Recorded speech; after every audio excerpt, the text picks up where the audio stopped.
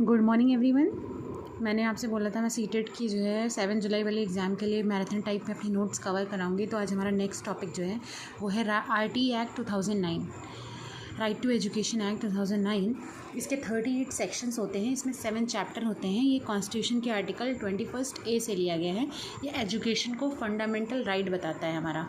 और ये इनैक्ट कब हुआ है? 1 अप्रैल 2010 में। लागू कब से हुआ है? 1 अप्रैल 2010 से लागू हुआ है। Every child has a right to full time elementary education of a satisfactory as well as equitable quality of a formal school which satisfies the certain essential norms and as well as standards। हर एक बच्चे को जो है एक elementary education की जो है ज़रूरत होती है और ये उसका जन्मसिद्ध अधिकार है। कोई उस अधिकार को किसी भी बच्चे से छीन नहीं सकता है। एजुकेशन मेनली हमारी 3 तरह से होती हैं। एक होती है फॉर्मल एजुकेशन, दूसरी होती है इनफॉर्मल एजुकेशन, तीसरी होती है non formal education. Formal education क्या है? जब बच्चा रेगुलर स्कूलिंग कर रहा है, स्कूल डेली जा रहा है, आ रहा है, वहाँ कुछ सीख रहा है। इनफॉर्मल एजुकेशन जो बच्चा अपनी ज़िंदगी से सीख रहा है। और नॉन फॉर्मल जैसे कि डिस्टेंस लर्निंग से, ऐसे इग्नू वगैरह अपने प्रोग्राम्स रन कराते हैं, तो उनसे जो एजुकेशन होती है वो जो है हमारी नॉन फॉर्मल एजुकेशन होती है। एक होता है EWS, तो इकोनॉमिक वीकर सेक्शन, इनको 25% रिजर्वेशन दिया गया है फ्री एजुकेशन का। इनका कोटा रिजर्व कर दिया गया है कि 25% जो सीट्स हैं हमारी एजुकेशन इंस्टीट्यूशंस की, उसमें 25% सीट्स जो है हमारे EWS कैटेगरी को दी जाएंगी, जो कि वीकर सेक्शन से, पिछड़ी जो है, मतलब गरीब तबके के लोग हैं। Right to an Education Act 2009, the Constitution's 86th Amendment Act 2002 inserted Article 21A in the Constitution of India to provide a free as well as compulsory education of all the children। इस RT Act 2009 से जो हमारे article 21A से लिया गया है, इसमें हर बच्चे को जो है क्या लक्ष्य लगाया गया, जो है प्रोवाइड किया गया है कि हर बच्चे को फ्री एजुकेशन मिले और कंपलसरी एजुकेशन मिले। मतलब कोई भी बच्चे से जो है एजुकेशन का कोई चार्ज नहीं लेगा और कंपलसरी है, मतलब सबको लेनी है। In the age group of 6 to 14 years as a fundamental right. और जो भी बच्चे की एज ग्रुप 6 साल से 14 वर्ष के बीच है, उनको ये एजुकेशन लेने से कोई नहीं रोक सकता, क्योंकि ये इनका जन्मसिद्ध अधिकार है, जो इनका फंडामेंटल राइट है। Article 21A as well as the RT act 2009 act came into the effect on 1 April 2010। अगर कभी क्वेश्चन बन गया, वैसे इतना डीप क्वेश्चन बनता नहीं है, पर ये पूछ लिया गया, तो RT एक्ट कब से लागू हुआ है? तो 1 अप्रैल 2010 से लागू हुआ है। Title of RT act incorporate the word free and the compulsory education. कोई पूछ ले इसका टाइटल क्या था, तो फ्री एजुकेशन और compulsory education। It make the provision of a homogeneous for a non-admitted child to be admitted to an age of an appropriate class। homogeneous provision मतलब जैसे कि कोई भी बच्चा है, घूम रहा है, टहल रहा है, और उनको क्लास में, स्कूल में एडमिशन नहीं मिला है, अभी 6 साल का है, कोई 7 का है, कोई 8 का है, कोई 9 का है, कोई 10 का है, तो जहाँ पे भी जब भी प्रोविज़न है कि किसी भी बच्चे को हम एडमिशन देने से रोक नहीं सकते हैं। इट प्रोहिबिट मतलब क्या क्या ये रोकता है? RT एक्ट किस किस चीज़ों को मना करता है? Physical punishment as well as mental harassment. किसी भी बच्चे के साथ आप मारपीट नहीं करेंगे, उसको फिजिकल पनिशमेंट नहीं देंगे, उसको स्टिक वगैरह से मारेंगे नहीं, उसको किसी भी तरह से ऐसे टॉर्चर नहीं करेंगे जिससे वो बच्चा मेंटली हिरास हो या फिर उसके किसी तरह से मेंटली प्रॉब्लम हो।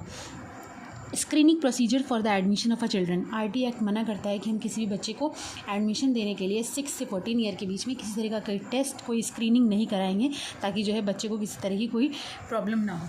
कैपिटेशन फ़ीस, बच्चे से एडमिशन की कोई फ़ीस भी नहीं लेंगे।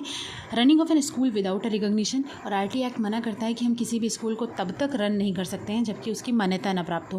Private tuitions by the teacher, और RT एक्ट ये भी मना करता है कि जो भी गवर्नमेंट टीचर्स हैं, जो भी गवर्नमेंट इंस्टीट्यूशन से जुड़े हुए हैं, वो बच्चों को प्राइवेट ट्यूशन्स नहीं प्रोवाइड कर सकते हैं। वो अपना बेस्ट स्कूल में ही दें, उनको अलग से ट्यूशन्स एंड ऑल करके कोशिश ना करें।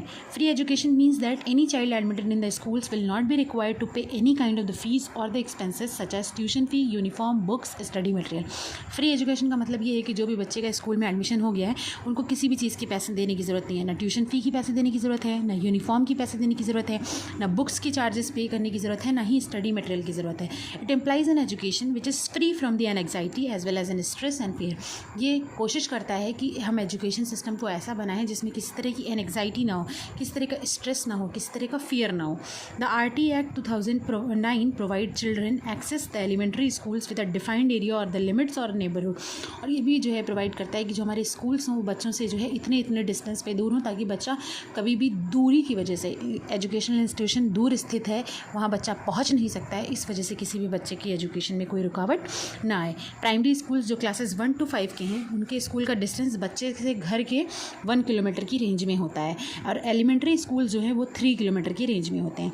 The law came into an effect in the whole of the India except the Jammu and Kashmir from 1 April 2010। और जो ये एक्ट 2009 था, ये हर जगह जो है 1 अप्रैल 2010 से लागू हो गया था, जम्मू एंड कश्मीर को छोड़ के। फिर India became one of the 135 countries to make the education as a fundamental right of every child. और 2019 में जो है इंडिया जो है 135 कंट्रीज़ में उन कंट्रीज़ का हिस्सा बन गया जहाँ पे हर एक जगह पे जो है बच्चे को फंडामेंटल राइट्स मिलने लग गए एजुकेशन के तौर पे। और जो 1 अप्रैल 2010 को RT एक्ट लागू हुआ था जम्मू कश्मीर में नहीं बाकी सब जगह, वो 2019 में जम्मू कश्मीर में भी आराम से लागू हो। SMC स्कूल मैनेजमेंट कमेटी में जो है क्या था कि पेरेंट्स के 75% हिस्सेदारी और अदर्स में जो है 25% हिस्सेदारी, और उन अदर्स में भी 1/3 हिस्सा टीचर्स का, 1/3 जो इलेक्टेड मेंबर हैं और 1/3 वहाँ की नेबर्स का है। The right to education of the person with the disabilities until the 18 year of the age is laid down under a separate legislation, the person with the disabilities act PW act. जो right to education act 2009 था वो 6 से 14 साल के बच्चों के लिए काम कर रहा था। वहीं जो है जो डिसेबल्ड बच्चे थे उनके लिए जो है PW एक्ट लाया गया, जिसमें 18 ईयर्स तक उनको फ्री एजुकेशन प्रोवाइड करने की बात की गई। उन्होंने ये भी बताया कि ड्यूटी ऑफ पेरेंट क्या है। It is the duty of the parent to admit the child in the elementary school. Article 51A में कहा गया है कि जो भी पेरेंट्स हैं, जो भी अभिभावक हैं, उनकी भी ये जिम्मेदारी बनती है कि आर्टिकल 51A के तहत वो अपने बच्चे को किसी न किसी स्कूल में एडमिट कराएं। Number the teacher from 1 to 5, इस पे क्वेश्चन अगर बन सकता है तो एडमिटेड चिल्ड्रन अगर किसी भी इंस्टीट्यूशन में 60 तक हैं, 60 तक बच्चे हैं, तो वहाँ पर सिर्फ 2 टीचर की ज़रूरत है। कहीं पे 61 से 90 के बीच में जो है बच्चे हैं तो वहाँ पे 3 टीचर की ज़रूरत है। कहीं पे 91 से 120 तक के टीचर्स बच्चे हैं तो वहाँ पे 4 टीचर की रिक्वायरमेंट है। और कहीं पे किसी भी इंस्टीट्यूशन में अगर 150 से ज़्यादा बच्चे हैं तो वहाँ पे 5 टीचर और 1 हेड मास्टर की ज़रूरत है। और प्यूपल टीचर रेशियो, इस पर क्वेश्चन बन सकता है। तो जो है प्राइमरी स्कूल में जो है स्टूडेंट और टीचर का रेशियो 30 बच्चों पर 1 टीचर होगा, और एलिमेंट्री स्कूल मतलब 6 to 8 में जो है स्टूडेंट टीचर का रेशियो 35 बच्चों पर 1 टीचर रहेगा। Building at least 1 classroom for every teacher and 1 office come store room head teacher room. अब हर बिल्डिंग में कम से कम हर टीचर के लिए 1 क्लासरूम होना चाहिए, 1 ऑफिस होना चाहिए, स्टोर रूम होना चाहिए और हेड टीचर का भी 1 रूम होना चाहिए। सेपरेट टॉयलेट्स होने चाहिए गर्ल्स एंड बॉयज़ के। 1 किचन होना चाहिए जहाँ पर मिड डे मील बच्चों के लिए जो है पकाई जाएगी। प्लेग्राउंड होना चाहिए और एडिक्वेट ड्रिंकिंग वाटर फैसिलिटी होनी चाहिए, स्वच्छ पानी होना चाहिए। 200 वर्किंग डेज़ होंगे क्लासेस 1 to 5 के, 220 वर्किंग डेज़ होंगे क्लासेस 6 to 8 के। Minimum number of the working days जो है इस पर क्वेश्चन बन सकता है। इंस्ट्रक्शनल आवर्स मतलब कितनी देर पढ़ाई होगी, तो 800 आवर्स जो है होंगे पर एकेडमिक ईयर क्लासेस 1 to 5 के, और 1000 इंस्ट्रक्शनल आवर्स होंगे क्लासेस 6 to 8 के। Minimum number of the working hours per week for a teacher, एक टीचर हर वीक में कम से कम जो है 45 घंटे काम करेगा, इंक्लूडिंग द प्रिपरेटरी आवर्स, जब वो टीचर अपना जो है लेसन प्लान वगैरह बनाएगा। इसके अकॉर्डिंग 45 आवर पर वीक का मतलब नियरली 7.5 घंटे per day. Library, there should be a small library in each of the school providing newspaper, magazines, book, story books etcetera. हर स्कूल में एक लाइब्रेरी होगी जिनमें बच्चों को ये सारी चीज़ें प्रोवाइड की जाएंगी। प्ले मटेरियल्स, गेम मटेरियल्स होगा, प्लेग्राउंड्स होगा और थोड़ी थोड़ी चीज़ें भी होंगी जिससे बच्चे खेल के जो है अपने आप को जो है थोड़ा सा रिफ़्रेश कर सकें। डिफरेंटली एबल जो चिल्ड्रंस हैं उनकी फ्री एजुकेशन 6 to 18 ईयर्स के चाइल्ड्स को कवर अप करती है। ये 38 sections are there in the right to education act 2009।